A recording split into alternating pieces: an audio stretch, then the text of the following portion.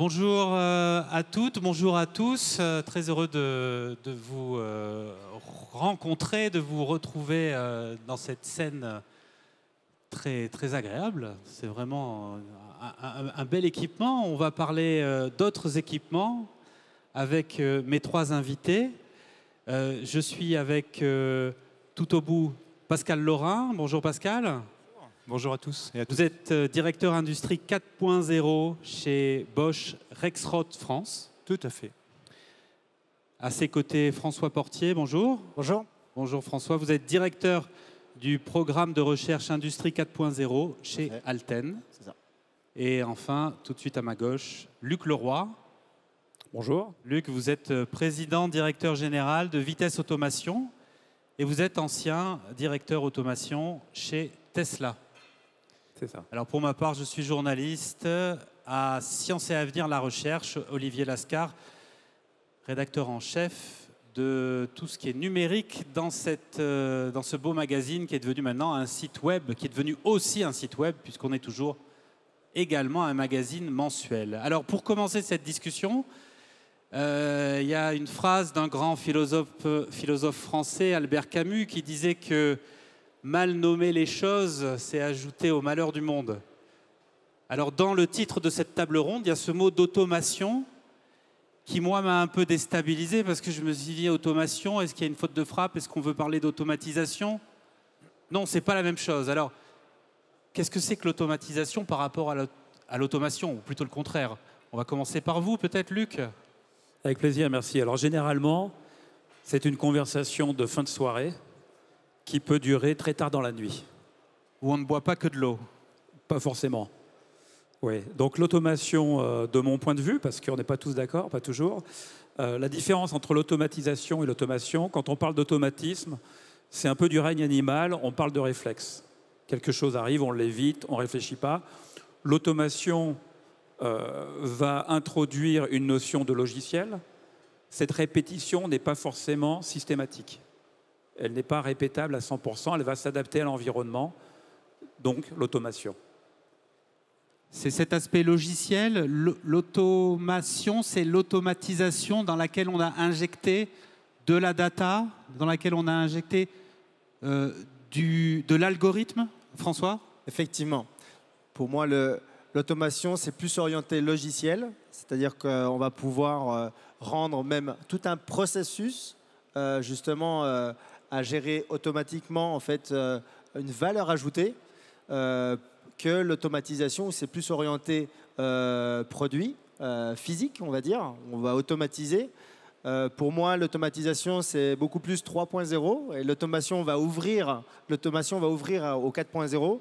On va pouvoir mettre par des logiciels, par des nouvelles technologies, toute une nouvelle technologie avec une valeur ajoutée nouvelle. Pascal, utiliser ce mot d'automation, c'est acter le fait qu'on est passé dans la numérisation du monde, quoi. Tout est data aujourd'hui. On ne va pas revenir sur la grande histoire du 1.0, 2.0, 3.0, 4.0, mais clairement, c'est le passage du 3.0, 4.0 qui s'est passé en 2011, donc en Allemagne, où le 4.0, les premiers concepts ont été présentés à Hannover-Messe. Et c'est clairement l'arrivée de la data. C'est ce qu'on appelle aujourd'hui digitalisation. Et c'est la fameuse grande révolution. Et on parlera, je crois, à la fin aussi du 5.0 qui est en train d'arriver par rapport à des apports, notamment au niveau RSE. Alors, il n'y a pas que automation dans le titre de cette discussion. Il y a l'expression très forte d'en faire de l'automation. Ce qui veut bien dire ce que ça veut dire, c'est-à-dire qu'a priori, en tout cas, ce que j'en comprends, c'est que c'est plutôt coton de passer à l'automation. Vous allez pouvoir nous dire si c'est le cas ou pas. Et puis j'aimerais quand même, Luc, que vous nous disiez la petite histoire derrière cette expression. Pourquoi? Qui c'est qui a sorti cette phrase de l'enfer de l'automation? Quelqu'un, j'allais dire que vous connaissez bien, en tout cas que vous avez connu, au moins un petit peu. Oui, alors j'ai compris que c'était pour moi. Donc l'enfer de la production et l'enfer de l'automation, c'est Elon Musk qui l'a tweeté en 2017, lorsque, ayant trop investi dans le logiciel pour assurer la production, il n'arrivait pas à produire le Tesla Model 3. Parce que je rappelle que vous avez eu des fonctions importantes chez Tesla. Alors, j'ai eu beaucoup de chance. J'ai joint Tesla en tout début 2018. Alors, je ne sais pas si j'ai eu de la chance d'arriver à ce moment-là, parce que justement, c'était le pic de l'enfer. Et mon rôle n'avait rien à voir avec la production. Je travaille du côté logiciel pour le véhicule, l'intégration de l'autopilote dans le firmware logiciel. Mais vous pouvez imaginer que puisqu'on était en mode numérique, digitalisation, la connectivité de la voiture était primordiale dans l'assemblage de ce véhicule. Et c'est ce que tous les fabricants de véhicules font aujourd'hui. Il y a des ordinateurs embarqués dans les véhicules, il y a des caméras. La première caméra, c'est la caméra de recul. Et très tôt dans le process d'assemblage du véhicule, on va vouloir s'assurer que ces systèmes électroniques sont fonctionnels. Et puisque j'étais responsable d'une partie de ces composants électroniques et logiciels dans le véhicule, je me suis trouvé embarqué, un peu malgré moi au début, dans la production du modèle 3, jusqu'au jour où j'ai pris la direction de l'automation. François, sur cette expression de l'enfer, est-ce qu'elle est excessive? En fait, en fonction des endroits où on met un peu justement cette automation, il y a une bonne balance à mettre en place. C'est-à-dire qu'il ne faut pas... J'ai vu chez des clients peut-être l'excès parfois de vouloir trop digitaliser. Derrière le mot digitalisation, il y a aussi l'automation. Il y a un effet de mode, quoi. Il y a un effet de mode. Il y a un effet de mode. On cherche des budgets pour digitaliser, pour améliorer justement une unité de production. Et parfois, on va déclencher des nouveaux outils, en fait, des outils digitaux qui vont aider la production, qui vont aider à remonter de l'information, à suivre des KPI de performance. Voilà. Par contre, derrière ça, il y a l'humain. Des changements, des opérateurs qui ont des habitudes, des machines qui ont des habitudes aussi. Et donc, la mise en place de nouveaux produits digitaux, il y a un impact. Donc l'intégration a un vrai enjeu aussi dans l'intégration de l'automation. Pascal, si on parle d'enfer de l'automation, et si on sous-entend que c'est peut-être difficile d'y aller, il faut aussi expliquer que c'est une nécessité aujourd'hui et qu'il y a une finalité à tout ça. De toute façon, pour revenir par rapport aux digitalisations, il y avait une maturité à avoir. Et je pense qu'au tout départ, en 2011, il y a une dizaine d'années, tout le monde voulait vers le digital. Et ce qui est normal, on a fait des pas un petit peu trop grands, on était un petit peu trop vite. On a voulu trop connecter de choses, on a remonté plein d'informations, mais on ne savait plus quoi en faire. Donc l'élément principal, c'était d'être capable de connecter l'ensemble des machines, que ce soit des vieilles machines qui avaient 10, 20 ans, des machines nativement digitales. Et ça, il y a des produits qui existent chez l'ensemble de constructeurs, permettent de remonter de la data, de l'IoT. Et aujourd'hui, avec des softs qui commencent à être de plus en plus complexes et de plus en plus performants, eh bien, en fonction des métiers, que ce soit des métiers de la maintenance, de la production, des métiers de la logistique, eh bien, on arrive à traiter cette information et d'en tirer un bénéfice qui est, en fin de compte, de la productivité, de l'OE, de l'efficience, de l'excellence opérationnelle. Et ça, c'est essentiel. Et là, on commence à avoir un ROI au niveau des industriels. Et ça, c'est le grand pas qu'on a fait depuis une dizaine d'années avec cette data qui est une mine d'informations et qui permet à chacun de mieux comprendre des phénomènes. Mais in fine, l'enjeu, c'est quoi? C'est de ramener de la production en Europe alors qu'elle avait disparu, qu'elle était partie plutôt dans des pays asiatiques, François? Pour moi, il y a un vrai enjeu, c'est avec ces nouvelles technologies, pouvoir permettre de travailler en mode d'anticipation, anticiper. On veut savoir comment ça va se passer demain. Est-ce qu'il va falloir ajuster quelque chose, se préparer? On veut vraiment passer du mode curatif au mode préventif. Et cette nouvelle, cette nouvelle technologie va nous apporter justement cette vision pour anticiper justement toute l'unité de production à être prêt au bon moment. Luc, c'est ce que vous expérimentez, constatez dans votre société, Vitesse Automation, ce type d'approche qui vient d'être décrit par François?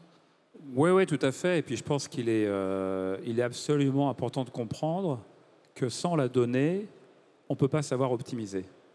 Il faut absolument être capable de mesurer la performance de l'outillage, des process, des collaborateurs, la qualité, avant de savoir où investir pour pouvoir monter en force. Et ça, c'est un challenge pour beaucoup d'industriels.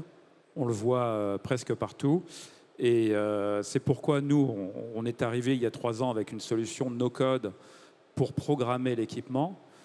Et on s'est rendu compte très vite qu'il y avait une nécessité de pivoter vers un outil d'aide à la compréhension des process et donc capturer la donnée plutôt que piloter l'équipement parce que nos clients ne savaient pas où investir en termes de nouvelles technologies d'orchestration ou de pilotage. Alors la donnée, cet amoncellement de données qu'on voit affluer depuis 10-15 ans maintenant, c'est ce qui a permis aussi le développement tous azimuts de l'intelligence artificielle. Moi qui travaille dans un média scientifique, je suis bien placé pour le dire, l'intelligence artificielle, on en mange maintenant médiatiquement matin, midi et soir. Évidemment, en étant face à des opérationnels comme vous, à des professionnels comme vous, j'ai envie de savoir dans quelle mesure, là aussi, on peut parler d'un effet de mode, ou est-ce que l'IA est réellement un sujet pivot qui a complètement changé la donne. Pascal. On est vraiment au tout début. Je pense que déjà l'IA générative, à titre privé, on en est au départ. Hein. ChatGPT, c'est quand même ça, quoi, t'as 2 ans, pas plus. Donc ça commence à arriver dans l'industrie, mais on était déjà un petit peu dans l'IA. Alors c'était du machine learning, donc c'était relativement très ciblé métier, mais on commençait à faire des choses, notamment pour les maintenances préventives ou prédictives. Mais on est au tout départ. Et là, moi, je reste très très humble. Je pense que c'est le nouveau champ des possibles qui va arriver. Ça va être des nouvelles découvertes avec une nouvelle aventure, mais avec plein d'autres problématiques. C'est ce qui fait la force de ChatGPT, c'est les milliards d'informations qu'il est capable de traiter en quelques secondes, en quelques millisecondes. Là, on a quand même un élément qui est important, c'est que la donnée, elle appartient à qui? La donnée des industriels, elle appartient aux industriels. Alors chez Bosch, on a 280 usines, on va remonter des datas dans 280 usines, mais une PME qui va remonter que ces datas, ça pourrait être limité par rapport à ça. Est-ce qu'elle est en mesure d'ouvrir ou pas ces données, qui sont quand même des informations cruciales pour sa production, sa qualité? Ça va être le grand enjeu, à mon avis, de l'IA générative dans l'industrie. Mais on va y arriver, hein. Mais je pense qu'il y a un futur qui va encore mettre quelques années par rapport à ça. Mais ça va être quelque chose qui va accompagner l'industriel pour faire différents scénarios, par exemple, sur des flux, sur ce genre de choses, sur de la simulation. Ça va être là le grand enjeu de l'IA générative. Luc ? J'allais justement donner la vision R&D, puisque je suis beaucoup dans la R&D. Donc, quand tu dis, Pascal, effectivement, ça arrive, effectivement, nous, en innovation, on est en plein dedans, puisque ça va arriver en usine. Effectivement, et pour l'IA, aujourd'hui, on s'en sert vraiment pour capitaliser une expérience, être capable en fait d'avoir de l'aide à la décision, parce qu'on capitalise en fait une expérience. Mais ça, c'est de l'IA, j'allais dire, traditionnelle, c'est pas l'IA générative à la ChatGPT. Effectivement. Maintenant, il y a le deuxième niveau, on en parlait sur ce plateau il n'y a pas longtemps, j'ai entendu juste avant. Le deuxième niveau d'IA, effectivement, c'est de pouvoir en fait assister en fait la personne et donner en fait l'aider en fait, c'est-à-dire pouvoir aller chercher pour cette personne l'information au bon endroit, pouvoir résumer des documents, éviter de perdre tout un temps à aller chercher l'information et à pouvoir nous la donner très facilement et en plus avec une interaction avec la machine complètement différente. Voilà. Luc ? Oui, alors pour reprendre les propos qu'on vient d'entendre, moi je suis plutôt du côté assez humble parce qu'on ne fait pas de recherche sur l'intelligence artificielle pure, on ne fait pas de recherche fondamentale, hein, qui est un des piliers qui nous amène aujourd'hui à avoir des technologies absolument extraordinaires. On a préféré se concentrer sur devenir la plateforme, le pont entre l'équipement industriel et cette intelligence. Donc on parle de ChatGPT par exemple, et ça fait un peu peur du côté génératif. On le voit avec nos clients qui pour la majorité ne sont pas prêts pour des tas d'enjeux de cybersécurité, etc. qui sont respectables. C'est la peur qui prévaut plutôt qu'une forme d'engouement technophile? C'est la peur, mais qui est très justifiée, parce qu'en termes de sécurité, nous, on le voit, on a un démonstrateur où on pilote des robots industriels qui ont une vingtaine d'années par la voix. On dit, robot va chercher la pièce qu'il a, le robot exécute. On a dû développer des jumeaux numériques, donc une représentation logicielle du robot et de son environnement. Et en fait, on laisse les LLM, donc ChatGPT, Llama, et les grands modèles de langage, manipuler le jumeau numérique, mais surtout pas la machine. Et donc l'investissement devient colossal, puisqu'il faut l'IA, l'infrastructure, le jumeau numérique, ça demande du boulot de faire un jumeau numérique, la connexion de ce jumeau numérique à l'équipement industriel, dans les deux sens, et de là, tout est possible. Donc c'est énormément d'investissement. L'IA tous azimuts, mais l'intelligence humaine dans tout ça, est-ce qu'elle trouve encore sa place? Est-ce que les sites industriels, les usines là, que vous brossez, que vous dessinez, est-ce que ce sont des usines sans humain à l'intérieur, Pascal? Parce que ça fait un peu peur, ça. Hein. Non, il ne faut pas en avoir peur. On le voit aujourd'hui, il y a plein de personnes. Donc l'usine sans hommes, pour moi, c'est un rêve. C'est pas un rêve, c'est un cauchemar plutôt. C'est une dystopie. C'est vraiment un cauchemar et je ne le pense pas. Bon, c'était déjà le sujet il y a quelques années avec l'arrivée du 4.0. Et la grande leçon, notamment du 4.0, était, et j'y reprendrai tout à l'heure, mais qui continue, hein, c'est l'homme doit être placé au centre. Ça, c'est évident. C'est-à-dire que sans l'acceptance de l'humain, toute transformation ne se réalise pas. Hein, il y aura les freins naturels, les peurs, fondées ou non fondées. Donc l'humain est essentiel. Et la technologie doit être au service de l'humain, et pas l'humain qui doit subir la technologie. Et ça, c'est fondamental. Donc une usine sans humain, il y en aura, ça n'existera pas. Il y aura, en fonction des types de production, plus d'automatisation, plus de robotisation pour avoir plus de productivité. Mais l'humain à son centre changera peut-être de métier, change de métier déjà aujourd'hui, on le voit par rapport à toutes les technologies qui sont présentées aujourd'hui, cette année. Et l'humain restera toujours au centre du sujet, notamment par rapport à la robotique collaborative, par exemple, hein, qui est en train de beaucoup évoluer. Qu'est-ce que c'est la robotique collaborative? Bon, je pense que tout le monde sait ce que c'est maintenant aujourd'hui. C'est l'assistance d'un robot par rapport à des problématiques de TMS, ou c'est un robot qui est tellement agile et tellement flexible au niveau de son intégration, on peut le réutiliser rapidement pour le reconfigurer lorsqu'on n'a pas de la production de masse. On va avoir des lignes très automatisées, on a plutôt des petites lignes très flexibles pour faire des petits lots, et le robot collaboratif permet ce genre d'applicatif. Donc c'est d'autres champs des possibles qui sont ouverts. François, la place de l'humain dans toute cette histoire? Pour moi, si on a une approche un peu lean, d'accord, je suis très orienté lean, cette aide issue de cette nouvelle technologie, elle va nous aider à déléguer des tâches à non-valeur ajoutée pour plus se centrer sur des tâches à valeur ajoutée. Quand je suis complètement d'accord, on dit que l'humain se place au centre, on veut lui laisser que des valeurs la valeur ajoutée, de décision, de prise de décision. Et aller chercher l'information, aller analyser, on veut en fait le résultat. L'humain, il veut le résultat. Et c'est en là où on va gagner du temps. On va gagner aussi en quantité de données, parce qu'on va pouvoir, aujourd'hui, en connectant nos usines, avoir une donnée beaucoup plus de données. Alors, il faut la sécuriser, c'est encore un autre sujet. Hein. Mais on va pouvoir, à l'aide de cette technologie, pouvoir déléguer cette surveillance, déléguer cette recherche d'informations. Et là, on va gagner du temps. Je me souviens qu'au cours d'une discussion sur l'intelligence artificielle pour un papier de Sciences et Avenir, un de mes interlocuteurs m'avait dit est-ce que les ingénieurs seront remplacés par l'IA? Les ingénieurs qui maîtrisent l'IA remplaceront les autres ingénieurs, ça pour sûr. Luc?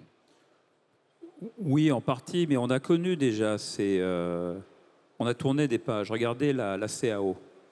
Dans les années 80-90, les dessinateurs industriels étaient terrorisés. Ils pensaient qu'on allait les remplacer par des ordinateurs. Et quelques années plus tard, leur productivité, on en tirait la quintessence. Plutôt que de savoir tirer une ligne, ils allaient se concentrer sur la connexion ou la géométrie que la ligne représentait. Et on est en train de vivre ça avec les opérateurs dans les usines. Nous, notre premier produit, on l'a appelé EHM, exécution humain-machine, plutôt que IHM, interface humain-machine, parce qu'on a rajouté l'exécution avec de l'intelligence dans cet IHM, hein, dans l'écran, dans les scanners à main que les opérateurs utilisent, et on sublime l'opérateur. Et je pense que notre nature étant humaine, intuitivement, nous continuerons de fabriquer des technologies qui, je l'espère, nous serviront. Donc je ne pense pas qu'on remplacera les humains avec de l'IA. Bon, on a commencé cette discussion avec une définition, celle d'automation.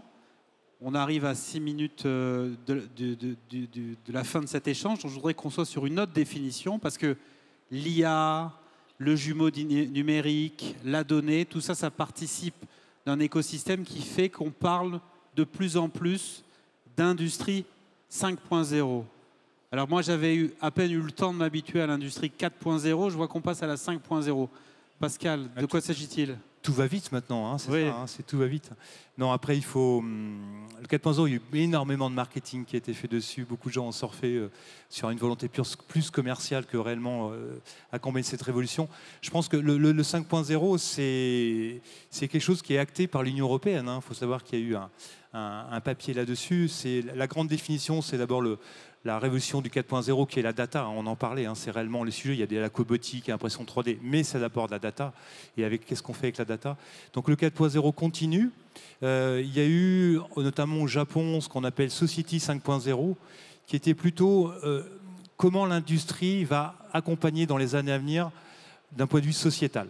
Parce qu'il ne faut pas oublier que l'industrie a quand même participé à notre croissance, à notre confort, et on est tous là parce qu'il y a eu l'industrie pendant un siècle. Donc l'industrie se devra toujours d'avoir ce sens sociétal, il faut qu'elle se transforme. Et c'est un petit peu ça le 5.0. C'est le 4.0 très process, on n'a fait que de parler de process, avec un élément plutôt typé RSE, donc une responsabilité sociale, économique et écologique, plus l'humain, et ça on en a parlé. Et ça c'est fondamental. Puisqu'aujourd'hui, on a les ressources des planètes qui sont limitées, l'industrie doit être décarbonée, l'industrie doit être propre et l'industrie doit respecter les ressources naturelles qui sont, on le sait, limitées. Donc elle a ce sens important au niveau de cette partie-là. Et après, sociétal, par rapport aux liens que l'on a, et on voit très très bien, là où il n'y a pas d'industrie, là où il n'y a pas d'usine, c'est un petit peu plus compliqué au niveau de la société. Donc voilà un peu le 5.0, c'est ce que j'appelle le 4+1. On continue le 4.0, c'est la data, c'est la technologie, c'est l'IA. Et le +1, c'est le côté RSE et le côté humain. Oui, finalement, ce que vous décrivez, c'est plus un continuum complètement qu'une rupture. Complètement. Et ça, je tiendrais à dire, c'est bravo, parce que j'ai quand même le coq sur le cœur, bravo à la France, parce que vous savez, la France était plutôt Alliance Industrie du Futur. Et 2015 de mémoire, et Alliance Industrie du Futur avait déjà placé l'homme au centre, ce qui n'était pas le cas des Allemands, qui étaient quand même plus push techno. Et je sais de quoi je parle, parce que je travaille chez Bosch, donc je voyais un peu le côté allemand. Mais ce côté, déjà, il y avait déjà, avec l'industrie du futur, il y avait déjà ce côté humain qui était présent. Moi, je voulais rajouter quand même par rapport au... on a mis quand même un siècle à passer du 1.0 au 2, un autre siècle pour aller au 2, un autre siècle pour aller au 3. Et là, tout s'accélère. Mais on avait une époque où on travaillait 20 ans sur le même travail, où on allait dans un magasin, on achetait ce qui était sur l'étagère. Aujourd'hui, c'est plus pareil. On reste plus 20 ans au même endroit. Tout s'accélère. On ne veut plus acheter sur une étagère un produit où il y en a 100. On veut le customiser. On est dans une industrie où le besoin, le customer, le client veut customiser. Donc, il faut accélérer. On passe aujourd'hui en mode agile, d'accord ? Et pour moi, le 5.0, effectivement, c'est un 4+1, puisque c'est un nouveau sprint, on va dire. C'est une autre approche. Donc, en fait, ça va s'accélérer pour arriver sur vraiment un développement plus agile. Et le 6 suivra beaucoup plus rapidement qu'on avait au tout début de des révolutions industrielles. Mais Luc, ça peut faire peur, ça, à des clients, non? Toutes ces terminologies avec un client qui peut dire « Mais moi, j'en suis où dans tout ça? Dans quelle étagère, quoi? Est-ce que j'ai raté un échelon ?» Oui, c'est sûr, et on le vit au quotidien, que ce soit en France ou en Amérique du Nord, parce que notre société est sur les deux. Et au final, chacun voit midi à sa porte. Je pense qu'il ne faut pas céder à la pression de se dire « je vais digitaliser parce que mon patron veut que je sois 4.0 ou 5.0 ». Je pense que la numérisation et la digitalisation sont primordiales pour le succès du développement de l'industrie. Personne ne remettra ça en cause et il faut bien identifier ce qui a besoin d'être digitalisé, en tirer les données et de là prendre des décisions informées et mettre de côté un peu toutes ces idéologies. Est-ce que je suis 4? Est-ce que je suis 5? Ça viendra naturellement, il ne faut pas en avoir peur.